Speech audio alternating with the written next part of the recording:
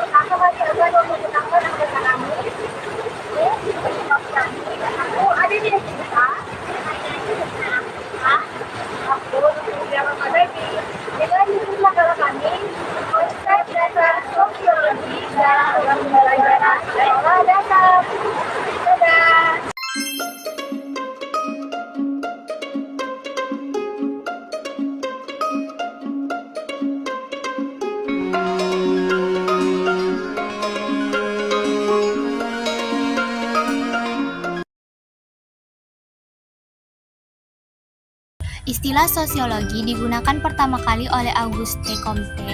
Dia dikenal sebagai Bapak Sosiologi.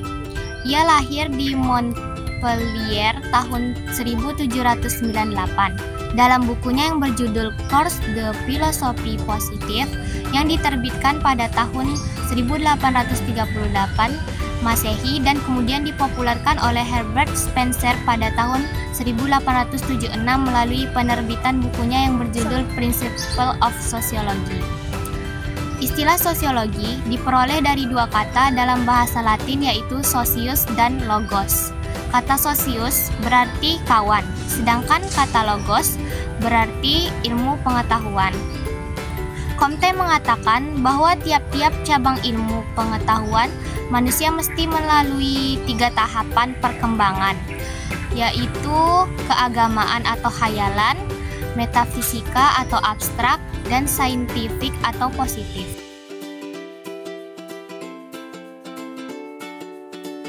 Selanjutnya, pengertian sosiologi pendidikan.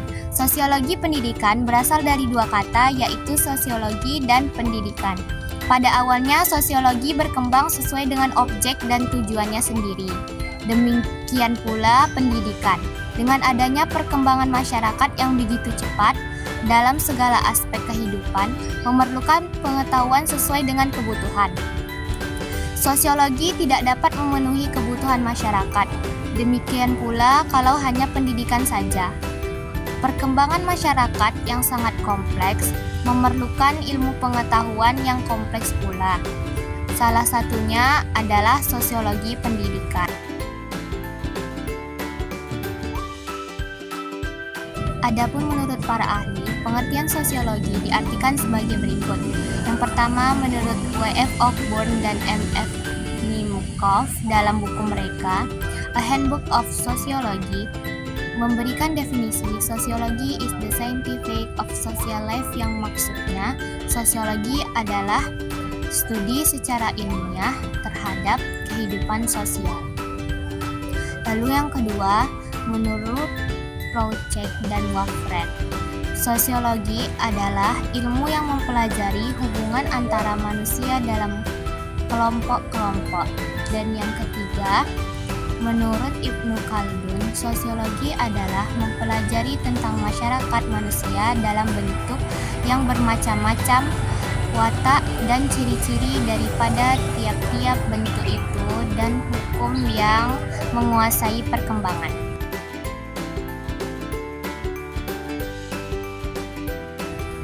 Tujuan mempelajari sosiologi. Tujuan mempelajari ilmu sosiologi adalah untuk menghasilkan pengertian-pengertian dan pola-pola umum karena sosiologi meneliti, mencari apa yang menjadi prinsip atau hukum-hukum umum dari interaksi antar manusia dan juga perihal sifat hakikat, bentuk, isi dan struktur masyarakat. Untuk mempercepat dan meningkatkan pencapaian tujuan pendidikan secara keseluruhan, untuk menciptakan masyarakat mandani, yaitu suatu masyarakat yang berperadaban, yang menjunjung tinggi nilai-nilai kemanusiaan, yang sadar akan hak dan kewajiban demokratis, bertanggung jawab, berdisiplin, menguasai sumber informasi dalam bidang iptek dan seni, budaya dan agama. Tilar 1999. Ciri-ciri sosiologi. Sosiologi merupakan salah satu bidang ilmu sosial yang mempelajari masyarakat. Sosiologi sebagai ilmu yang telah memenuhi semua unsur ilmu pengetahuan menurut Harry M. Johnson yang dikutip oleh Soeharjono Soekarto. Sosiologi sebagai ilmu yang mempunyai ciri-ciri sebagai berikut. Pertama adalah empiris, yaitu didasarkan pada observasi atau pengamatan dan akal sehat yang hasilnya tidak bersifat spekulatif atau menduga-duga. Teoretis, yaitu selalu berusaha menyusun abstraksi dari hasil observasi yang konkret di lapangan, dan abstraksi tersebut merupakan kerangka dari unsur-unsur yang tersusun secara logis dan bertujuan menjalankan hubungan sebab-akibat sehingga menjadi teori. Yang ketiga adalah kumulatif, yaitu disusun atas dasar teori-teori yang sudah ada, kemudian diperbaiki, diperkas sehingga memperkuat teori-teori yang lama. Yang keempat adalah notetis, yaitu pembahasan suatu masalah tidak mempersoalkan baik atau buruk masalah tersebut, tetapi lebih bertujuan untuk menjelaskan masalah tersebut secara mendalam.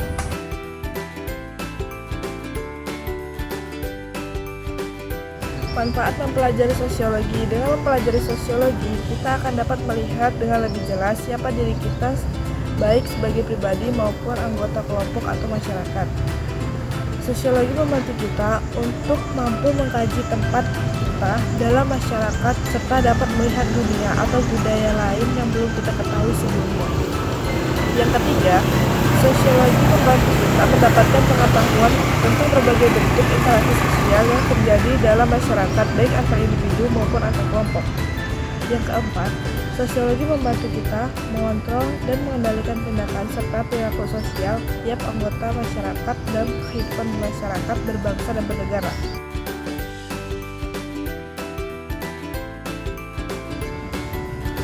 Selanjutnya, ruang lingkup. Ruang lingkup sosiologi pendidikan adalah garapan sosiologi pendidikan. 1. Hubungan sistem pendidikan dengan aspek-aspek lain dalam bermasyarakat. Contohnya, hubungan pendidikan dengan sistem sosial atau aspek sosial. Selanjutnya, pengaruh sekolah terhadap perilaku dan kepribadian semua pihak di lembaga pendidikan. Contohnya, peranan sosial guru-guru atau tenaga pendidikan. Selanjutnya, lembaga pendidikan dalam masyarakat. Contohnya, pengaruh masyarakat atas organisasi lembaga pendidikan. Baik, terima kasih.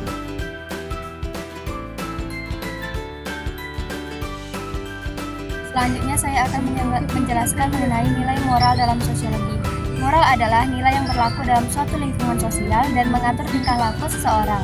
Moral berkenan dengan norma-norma umum mengenai apa yang baik atau benar dalam cara hidup seseorang. Nilai moral dalam sosiologi yaitu 1. Religius, yang kedua kerja keras, yang ketiga jujur, yang keempat rasa nasionalisme, yang kelima disiplin, yang keenam rasa keinginan tahuan, yang ketujuh toleransi, yang kedelapan peduli terhadap lingkungan, yang kesembilan mandiri, yang kesepuluh bertanggung jawab, dan yang kesebelas kreatif. Contoh pengaplikasian dalam kehidupan sehari-hari dalam sosiologi. Yang pertama, dalam interaksi dengan teman kita bisa mengetahui mana yang baik atau pantas dilakukan dalam bergaul.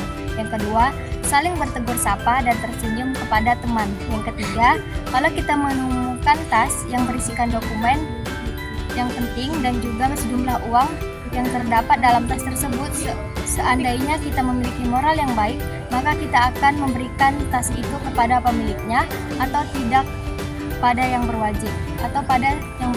Yang keempat, selalu berkata jujur ketika berinteraksi dengan orang lain.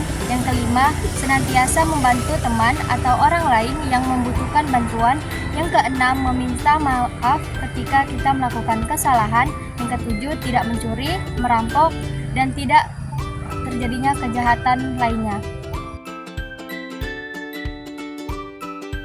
Saya akan menjelaskan kesimpulannya. Sosiologi merupakan ilmu yang mempelajari tentang masyarakat, hubungan individu dengan individu maupun dengan masyarakat, interaksi sosial, permasalahan sosial, dan lain sebagainya yang terjadi di dalam masyarakat. Sosial mengkaji sebab dan akibat serta bagaimana cara mencegah dan menanggulangi masalah-masalah yang terjadi di dalam masyarakat.